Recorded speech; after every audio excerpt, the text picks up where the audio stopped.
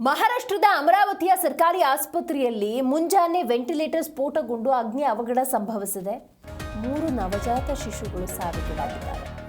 ಆಸ್ಪತ್ರೆಯಲ್ಲಿ ಚಿಕಿತ್ಸೆ ಪಡಿತಾ ಇದ್ದಂತಹ ಹಲವು ಶಿಶುಗಳನ್ನು ಸದ್ಯ ಸ್ಥಳಾಂತರ ಮಾಡಲಾಗಿದೆ. ಮಹಾರಾಷ್ಟ್ರದ ಅಮರಾವತಿಯಲ್ಲಿ ಆಗಿರುವಂತಹ ಘಟನೆ ಇದು. ಸರ್ಕಾರಿ ಆಸ್ಪತ್ರೆಯಲ್ಲಿ ನಡೆದಂತಹ ಅವಘಡ. ಇಂದು ಮುಂಜಾನೆ ವೆಂಟಿಲೇಟರ್ ಸ್ಫೋಟಗೊಂಡ ಪರಿಣಾಮ ಸಂಭವಿಸಿರುವ ಅಗ್ನಿ ಅವಘಡ. 3 ನವಜಾತ ಶಿಶುಗಳು ಸಾವಿಗೀಡಾಗಿದ್ದಾರೆ. ಆಸ್ಪತ್ರೆಯಲ್ಲಿ ಚಿಕಿತ್ಸೆ ಪಡಿತಾ ಇದ್ದಂತಹ ಇತರ ಶಿಶುಗಳನ್ನು ಬೇರೆಡೆಗೆ ಸ್ಥಳಾಂತರ ಮಾಡಲಾಗಿದೆ. ಶಿಶು ಆರೈಕೆ ಘಟಕದಲ್ಲಿ ಒಟ್ಟು 39 ನವಜಾತ ಶಿಶುಗಳಿದ್ವು ಅನ್ನುವಂಥ ಮಾಹಿತಿ ಇದೆ. ಹೊಗೆಯಿಂದಲೇ ಉಸಿರುಗಟ್ಟಿ ಶಿಶುಗಳು ಸಾವಿಗೀಡಾಗಿದ್ದಾವೆ.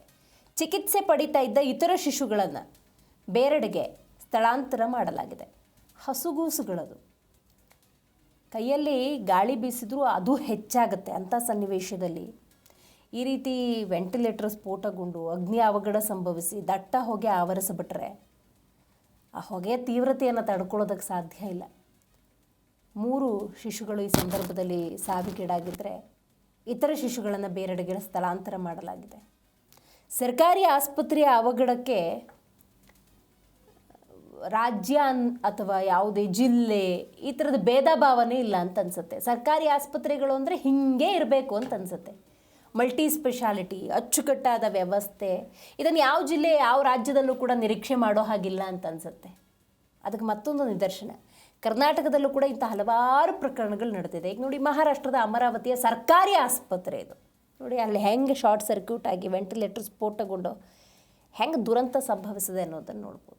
ಯಾವ ಧೈರ್ಯ ಇಟ್ಕೊಂಡು ಸರ್ಕಾರಿ ಆಸ್ಪತ್ರೆಗೆ ಜನ ಕಾಲಿಡಬೇಕಾಗಾದ್ರೆ ಎಲ್ಲಿ ಯಾವಾಗ ಸ್ಫೋಟ ಆಗುತ್ತೋ, ಎಲ್ಲಿ ಯಾವಾಗ ಅನಾಹುತ ಆಗುತ್ತೋ ಅನ್ನೋ ಸನ್ನಿವೇಶದಲ್ಲಿ ಸರ್ಕಾರಿ ಆಸ್ಪತ್ರೆಗೆ ಹೋಗಬೇಕು ಅನ್ನೋದಾದರೆ ಯಾಕೆ ಮಾಡಬೇಕು ಈ ಆಸ್ಪತ್ರೆಗಳನ್ನು? ಖಾಸಗಿಯವ್ರು ಮಾಡ್ಕೋತಾರೆ ಬಿಡಿ, ದುಡ್ಡು ಹೆಚ್ಚಾದರೂ ಪರವಾಗಿಲ್ಲ. ಹೆಸರಿಗೆ ಸರ್ಕಾರಿ ಆಸ್ಪತ್ರೆಗಳನ್ನು ಮಾಡಿ ಸೂಕ್ತ ರೀತಿಯ ವ್ಯವಸ್ಥೆಯನ್ನು ಕಲ್ಪಿಸಲಿಲ್ಲ ಅಂದರೆ ಅಷ್ಟೂ ಸರ್ಕಾರಿ ಆಸ್ಪತ್ರೆಗಳನ್ನು ಡೆಮಾಲಿಷ್ ಮಾಡಿಬಿಡಿ. ಕಾಟಾಚಾರದ ಆಸ್ಪತ್ರೆಗಳು, ಜೀವವನ್ನು ಬಲಿ ತೆಗೆದುಕೊಳ್ಳುವ ಆಸ್ಪತ್ರೆಗಳು, ಅದು ಯಾವ ರಾಜ್ಯದಲ್ಲೂ ಬೇಡ, ಯಾವ ಜಿಲ್ಲೆಯಲ್ಲೂ ಬೇಡ. ಸದ್ಯದ ದೃಶ್ಯ ನೋಡ್ತಾ ಇದ್ದೀರಿ, ಮಹಾರಾಷ್ಟ್ರದ ಅಮರಾವತಿ ಸರ್ಕಾರಿ ಆಸ್ಪತ್ರೆಯಲ್ಲಿ ಯಾವ ರೀತಿ ವೆಂಟಿಲೇಟರ್ ಸ್ಫೋಟ ಆಗಿದೆ ಅಂತ. ಕಾರಣ ಏನೇ ಇರ್ಬೋದು, ಇವತ್ತಿಗೂ ಸರ್ಕಾರಿ ಆಸ್ಪತ್ರೆ ಅಂದರೆ ಅದು ಯಾವುದೇ ಜಿಲ್ಲೆ ನೋಡ್ಬೋದು, ಯಾವುದೇ ರಾಜ್ಯ ಇರ್ಬೋದು, ಶಿಥಿಲಾವಸ್ಥೆಯಲ್ಲಿರುವಂಥ ಕಟ್ಟಡ, ಯಾವಾಗ ಗೋಡೆ ಕುಸಿದು ಹೋಗುತ್ತೋ ಗೊತ್ತಿಲ್ಲ.